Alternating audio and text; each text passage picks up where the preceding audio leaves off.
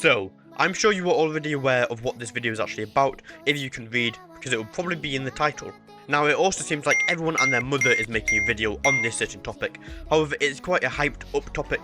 It is like really exciting for a lot of people. That is, if you didn't know, Rell's testing is going to be soon. Like very soon, possibly. We have been told in the Rell Games Discord server, after the next video drops, Rell's testing will start. And now this next video, I believe it's supposed to be pretty soon, because before we were told that there's going to be a 30-second video at least, and I believe it's that video that they're talking about.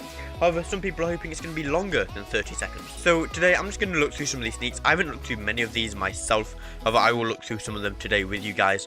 However, I'm sure some of you guys are going to want to know how to get tester for Rell's, so that is what I'm going to show you right now.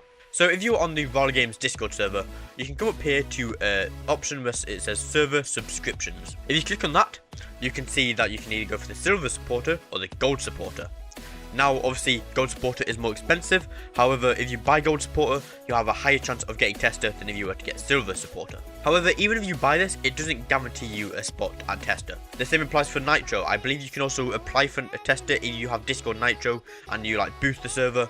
So obviously you've got to boost the server to actually apply for it. However, it doesn't guarantee your chances. Nitro is probably the lowest chance to get it. Then it goes silver, then it goes gold. So if you want the highest chance to get tester, go for gold. If you want tester. I am broke, so I don't have it. But maybe I'll be able to afford it. I don't know, next time I get paid or something. As I said before, this is only applications for testing, so you won't be guaranteed. So, if you've tested the previous games in the past, then I would definitely say your chances would be higher. However, I don't know what this application process is actually going to be like. We won't find out till later. So yeah, they are the ways on getting tester. Now let's have a look through some of these sneaks. So yesterday, when we got this tester information, we got all these music packs. So these are all the music that is going to be in the game as of now. Obviously, there could be more for release. One of the ones here that takes my attention is Rell's Twin Towers. Bit of a weird name for a music pack, I cannot lie. However, just have a look through some of these. I'm not going to bother playing any of the music because they are YouTube videos for the actual music sounds like. If you want to listen to these yourself, join the Discord. It will be linked down below in the description. If you want part of it already, it's got like 700k members, so I don't know what you're doing.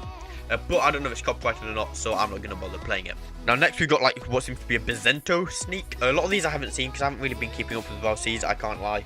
But we got a Bezento sneak of someone in-game with what looks to be like Alabaster. And we got a video here as well, where it just shows us like them equipping Bezento and then putting it away.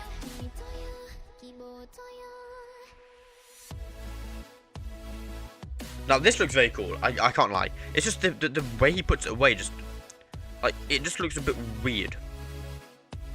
Like it looks like it almost goes through his neck at some point. I think it does, but it looks very cool. The way he just spins it on his back with no hands as well. It's very impressive. Then we got a blurred out ship picture, a yellow marker there. I don't know what that meant to be for. But it's a blurred out ship, you can't really see too much. I believe in the next video they are going to be showing ship combat, because ship combat is meant to be a very big thing for Rell's. But yeah, very cool. Next we've got a little picture of Oars, which is a massive ogre type thing, massive giant, whatever he's called. And we have been told as well, I don't know if it says it on here, however, apparently the player is about the size of two toes in this guy. So he is going to be massive. However, how they do that, I don't know, because I don't want to be hacking and slashing at his feet all the time. So they've got to find a way. Maybe he'll have like stages where, oh, you've got to dodge this move, and then you've got to climb up to his neck to hit a weak spot or something. I don't know. But I just feel like they shouldn't have you hacking at his toes all the time. Otherwise, that would make for a good OnlyFans account, I cannot lie. You can also see a sea beast in the background, it looks like. I did see someone say that it looked very small in comparison. However, it probably is just the angle. But this guy is also meant to be massive as well. This is the message where they said preparing the sneak to be at least 30 seconds long. Obviously at least 30 seconds, so it could be longer. We are hoping for longer. It's going to be showcasing bosses, mounts, maps, ship battles, part of the storyline. It will be a mini development vlog posted on the Rell Games YouTube channel. Now, all that stuff already makes me think it's going to be longer than 30 seconds. It feels like it should be. Next, we've got a cannonball sneak, which looks very cool. It looks very real, very like nicely textured and stuff. It looks a bit like the moon, to be honest. Here we go. Relatier. Basically the Rell Games version of Bavatier.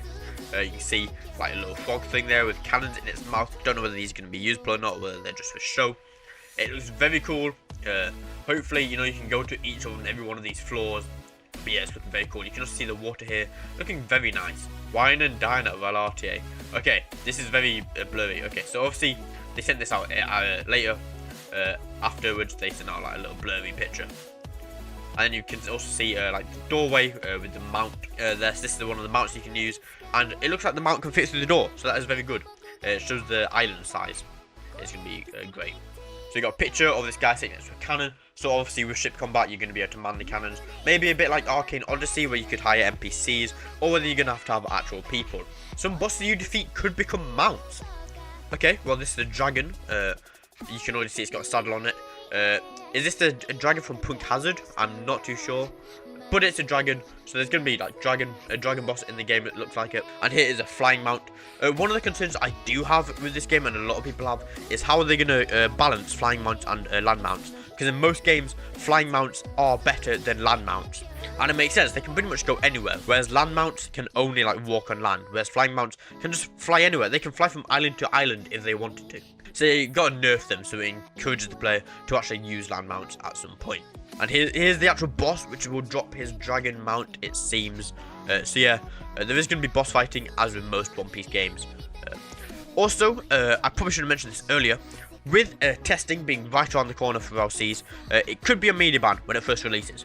I'm hoping it's not, but it most likely will be. However, if it isn't on media ban, or even if it is on media ban, we might find out the progression for LCs. Because at the minute, that's something that they haven't really shown. We know there's going to be a storyline. We know it's not going to be linear, so you can do pretty much anything you want to level up. However, we will finally find out what that actually means. Here we have some mount sneaks. These are on TikTok. I can't really be bothered opening up TikTok, so I'm not going to show these. But it shows the animations for them.